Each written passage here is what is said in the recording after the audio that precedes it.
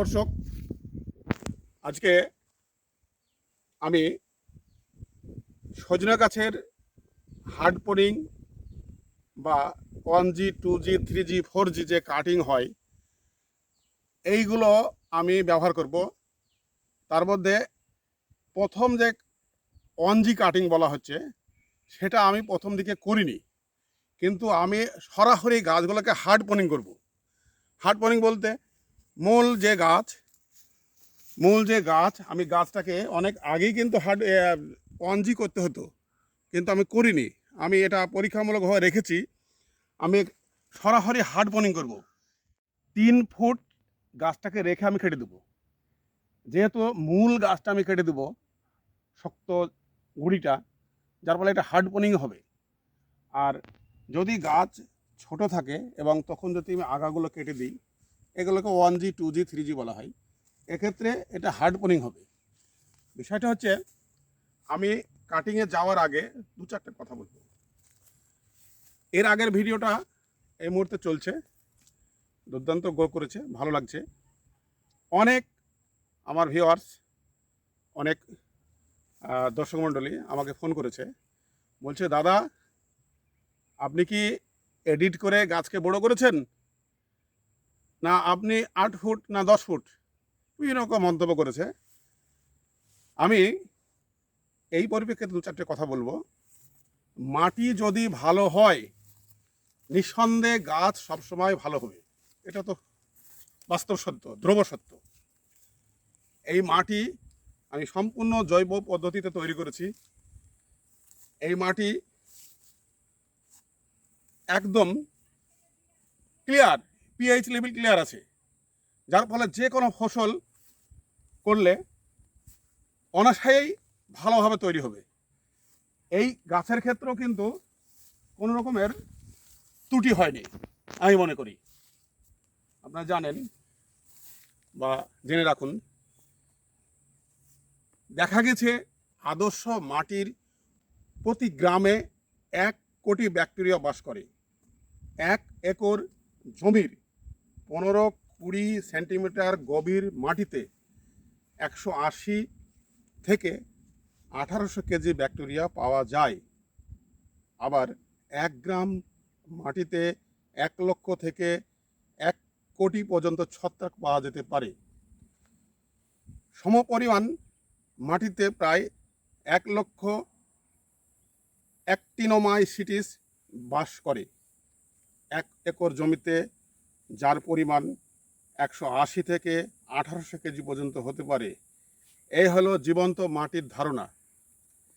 এই ধরনের অণুজীবীরা কেবল উদ্ভিদ খাদ্যই সরবরাহ করে না, এরা ফসলের বৃদ্ধি উপযোগী নানা রকম হরমোন উৎসেচক সরবরাহ করে। মাটিতে উপকারী জীবাণু বৃদ্ধি পাওয়ার জন্যে আমি উপকারী জীবাণু সার প্রয়োগ করেছি লিকুইড ফর্মে। হ্যাঁ, এটা নিয়ে আমি একদিন একটা ভিডিও করব। এই জমিতেই আমি আবার সার মারব, লিকুইড সার বা অনুখাদ্য বা জীবাণু সার যাকে বলে আমি তৈরি করব, মানে ছড়াবো। সেটা আপনাদের দেখাবো একটা ভিডিও করে, এবং তা নিয়ে পরবর্তীকালে একটা ভিডিওতে আলোচনা হবে। চলুন আমরা এবার এই গাছটাকে হার্ড পোনিং করব। 1G 2G 3G এসব বাদ দিয়ে সরাসরি আমি হার্ড পোনিং করব, মূল কাণ্ডটা কেটে ফেলে দেবো। আসুন।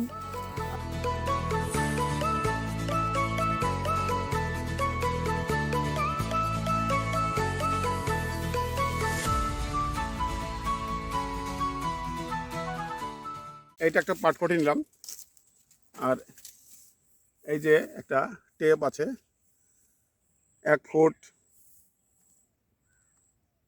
1 ফুট 1 2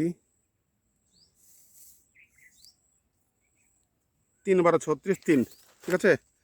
আমি একটা সুবিধার্থে একটা পাটকাঠির সঙ্গে সমান করে মাপ করে নিলাম। দেখুন এখানে আমি কেটে দেবো, এখন ভেঙে নিলাম। এবারে হার্ড পোনিংটা আমি করব।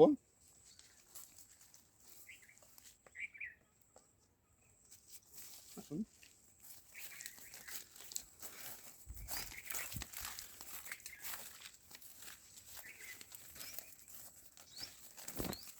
আসুন আমি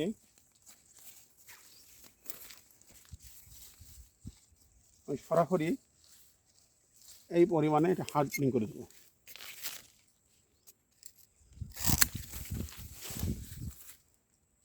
আসুন দেখুন,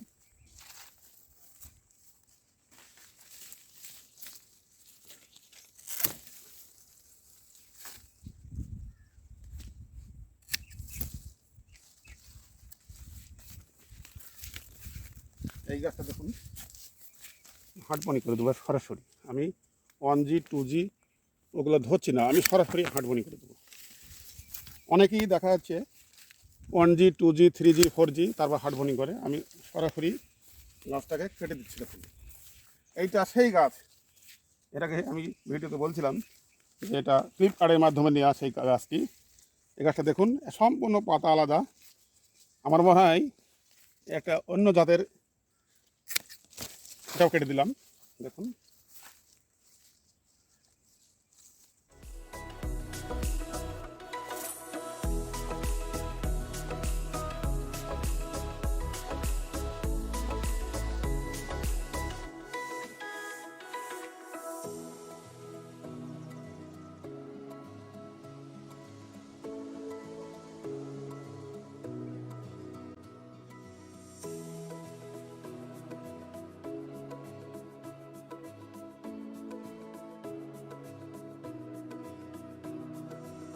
তো ভিউয়ার্স, আরেকটা বিষয় লক্ষ্য করবেন, এই হার্ডপনিং করার পরে আপনাকে একটা কাজ অবশ্যই করতে হবে, যেটা আর ভুললে চলবে না।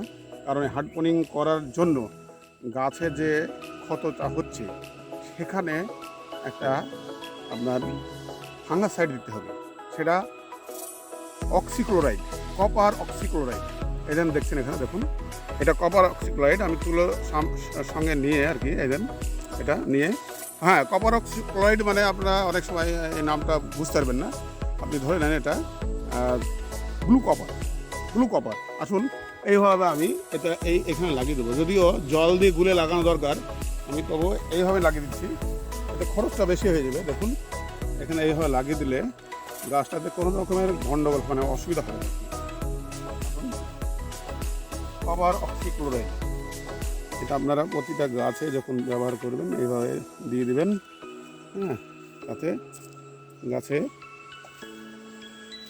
এখান থেকে পচন হবে না, এই জায়গাটা থেকে পচন হবে না। আর এক ধরনের পোকা এসে ডিম পেড়ে দিয়ে এই জায়গাটা নষ্ট করে দেয়, সেটা হবে না।